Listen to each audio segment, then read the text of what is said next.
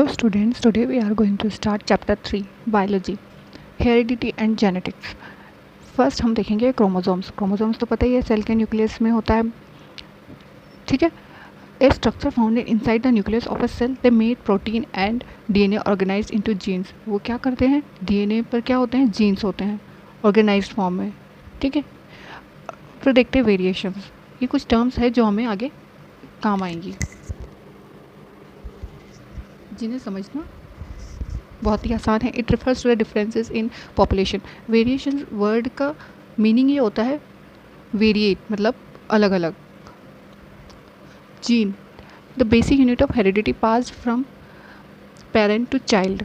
इसका मतलब क्या है, जो बेसिक यूनिट है हमारे अंदर वो जीन है, जिसके कारण हम वेरिएशंस रखते हैं.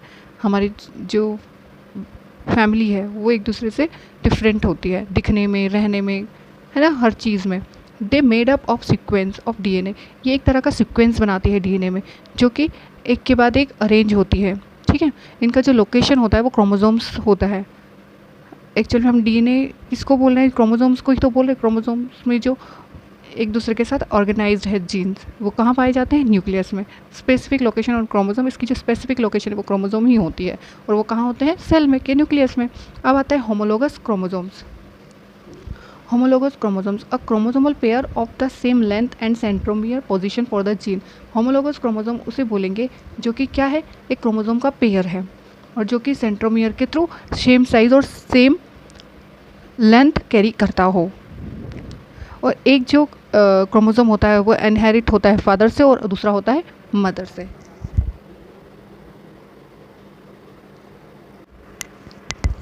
अलील. अब हम देखेंगे अलील्स क्या होते हैं. अलील हम किसको बोल रहे हैं, a pair of genes that appear at particular chromosomes.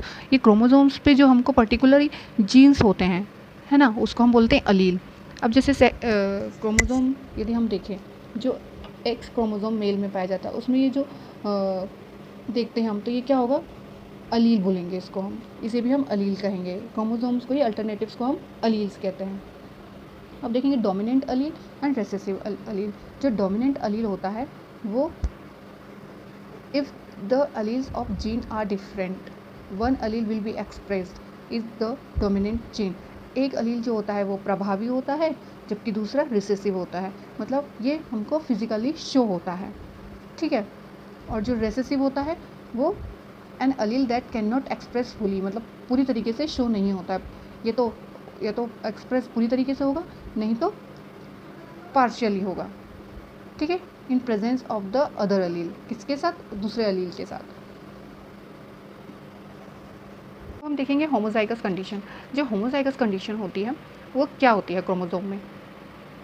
जैसे ये देखिए, ये होमोजाइगस कंडीशन, ये क्या है, होमोलोगस कंडीशन है, और ये दोनों सेम है क्रोमोसोम्स, तो इसे हम बोलेंगे होमोजाइगस कंडीशन. अब यहाँ पर ए स्मॉल ए, यहाँ पर कैपिटल है. ए यहाँ पर क्या शो कर रहा है, ये जीन को हम शो कर रहे हैं, जो कि हमें ये बता रहा है, जैसे कि हमने ले लिया टॉल, है ना, ये हमको शॉर्ट को डिफाइन कर रहा है. ये हमें ए कैपिटल है तो टॉल को करेगा, और ये ए शॉर्ट को करेगा, तो हम इसको क्या बोलेंगे, ये दोनों क्रोमोसोम सेम है, तो इसलिए होमोजाइगस कंडीशंस हम इसको बोलेंगे. आइडेंटिकल होते हैं, जो एक दूसरे की तरह एक जैसे होते हैं, ठीक है.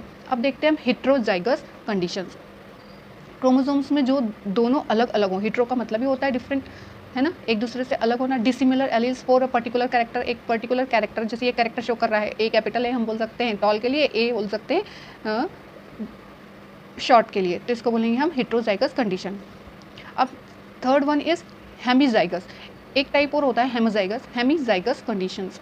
ए single chromosome a gene is present in different is hemizygous condition. अब होता है वाई क्रोमोसोम. वाई क्रोमोसोम पर तो हम एक ही शो करेंगे ना, उसके तो कोई पेयर नहीं होता, इसलिए इसे बोलते हैं हेमीजाइगस कंडीशन. नेक्स्ट है genotype. The entire set of gene including the specific alleles found in an organisms DNA.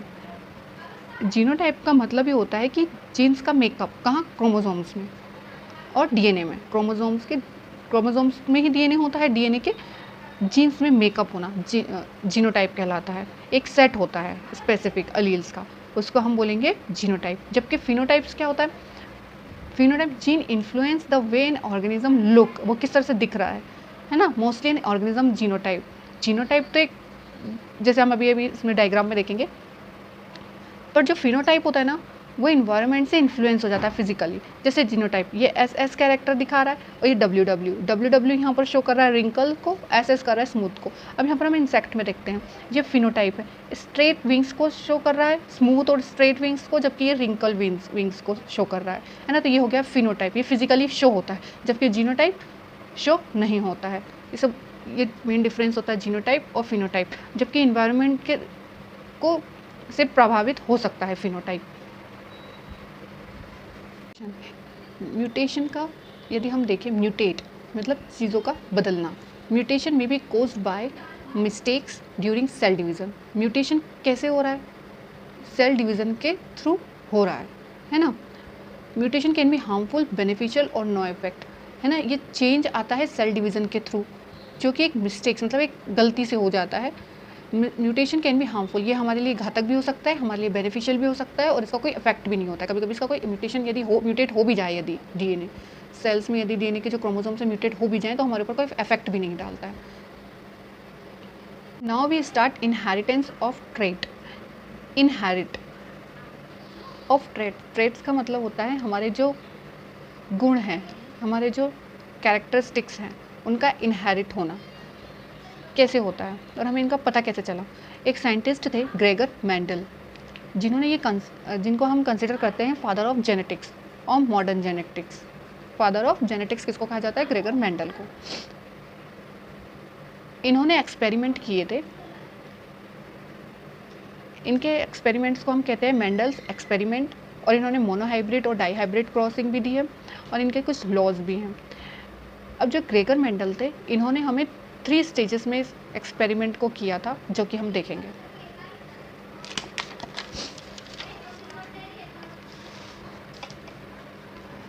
Stage number 1, Mendel selected 7 pair of contrasting characters by his self pollinated P plant for several generation. उन्होंने कई पीढ़ियों को बताने experiment करने के लिए किस पौधे का चुनाव किया था? पी प्लांट का, मतलब मटर के पौधे का, जो कि उसके 7 पेयर्स लिए थे। उसके कैरेक्टर के कौन कौन से थे? प्लांट का साइज एक डोमिनेंट था, एक रेसेसिव था, टॉल और short, green and yellow, pod shape and inflated wrinkle. जो शेप, सीड का जो शेप रहेगा राउंड रहेगा, रिंकल रहेगा। Colour of the seed yellow या cotyledon and green cotyledon, purple and white, position axial and terminal. ठीक है। स्टेज 1 ये थी, उन्होंने 7 कैरेक्टर लिए थे मटर के पौधे के, जो कि क्या थे? प्योर थे, बिल्कुल सेल्फ पॉलिनेटेड थे। ठीक है, बिल्कुल प्योर फॉर्म थे। फिर इन्होंने इनका क्रॉसिंग ओवर करवाया था एक दूसरे में। अब स्टेज 2 थी, he crossed 2 plants of single trait. उन्होंने एक ही लक्षण के 2 पौधों का क्रॉसिंग कराया।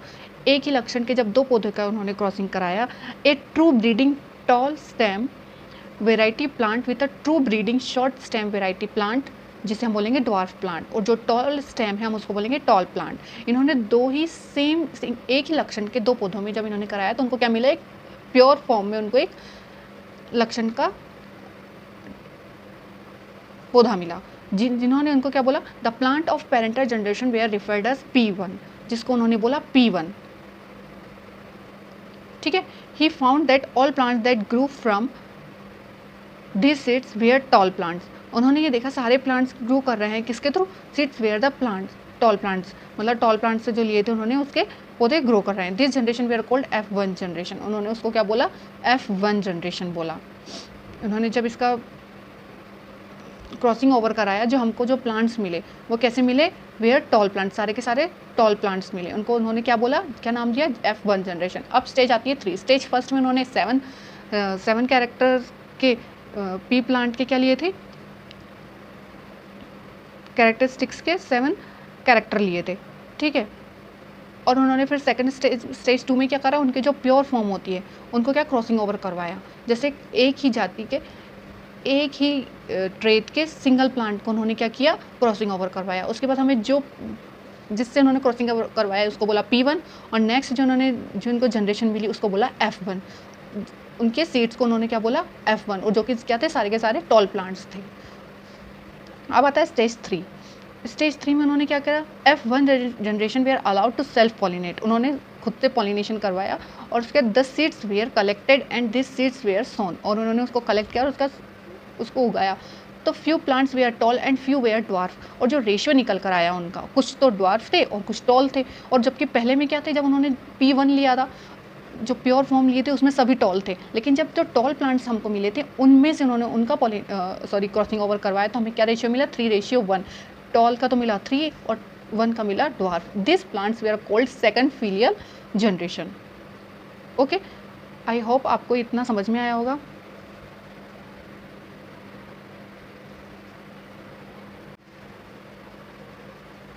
This is the first part of chapter 3 heredity and genetics.